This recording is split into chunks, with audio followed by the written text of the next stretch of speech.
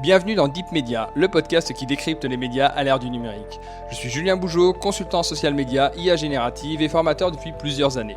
Mais avant tout, je suis un passionné et curieux de l'univers médiatique depuis plus de 15 ans. Je voudrais partir aujourd'hui de deux sujets récemment évoqués par Sandrine Roustan, directrice générale du pôle contenu de la RTBF. À première vue, rien ne les relie directement. La première touche à une question qui traverse toute la profession. Un média public doit-il s'engager pleinement sur YouTube ?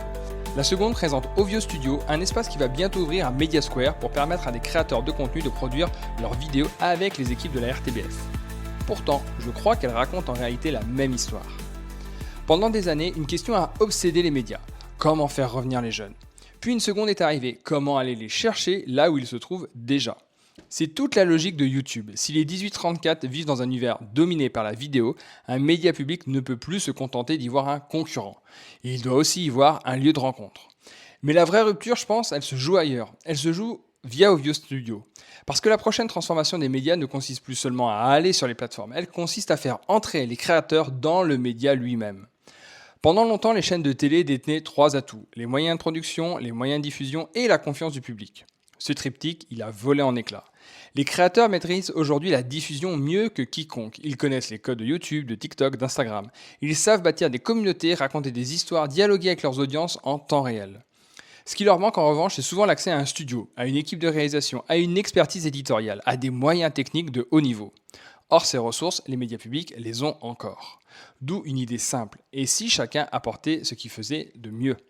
Le média apporte son exigence journalistique, ses infrastructures, son accompagnement éditorial.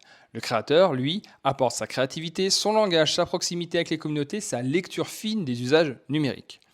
On ne parle plus de concurrence, mais de complémentarité. Et c'est peut-être là que se joue une bonne partie de l'avenir des médias publics. Parce qu'au fond, le vrai concurrent n'est plus un autre diffuseur. C'est l'absence pure et simple du média dans les usages quotidiens des nouvelles générations. Un jeune qui passe 2 heures par jour sur YouTube ne se demande pas si la vidéo qu'il regarde vient d'une chaîne de télévision, d'un journaliste indépendant ou d'un créateur. Il regarde ce qui lui semble pertinent. La confiance, elle se construit après, dans la durée.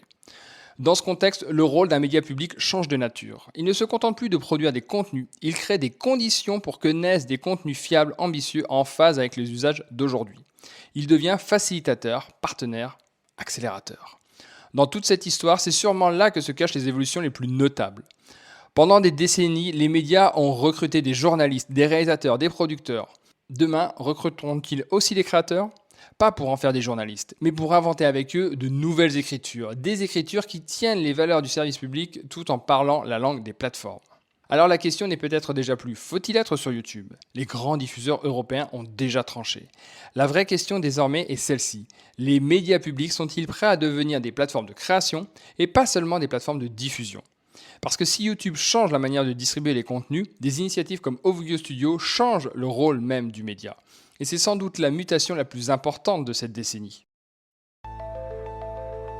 Vous écoutiez Deep Media. Si cet épisode spécial vous a plu, partagez-le et retrouvez-moi pour décrypter les mutations des médias, des plateformes et de l'intelligence artificielle chaque mardi et chaque samedi.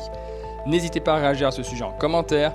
Deep Media, c'est également une newsletter mensuelle pour poursuivre l'exploration, ainsi qu'un chatbot de veille IA et médias appelé IA Media Lab. Pour accéder gratuitement à ces deux outils, je vous mets les liens en commentaire d'épisode. Je vous donne rendez-vous prochainement pour de nouveaux épisodes de Deep Media. En attendant, n'oubliez pas de vous abonner et de déposer les commentaires adéquats sur toutes les plateformes de podcast. À très bientôt.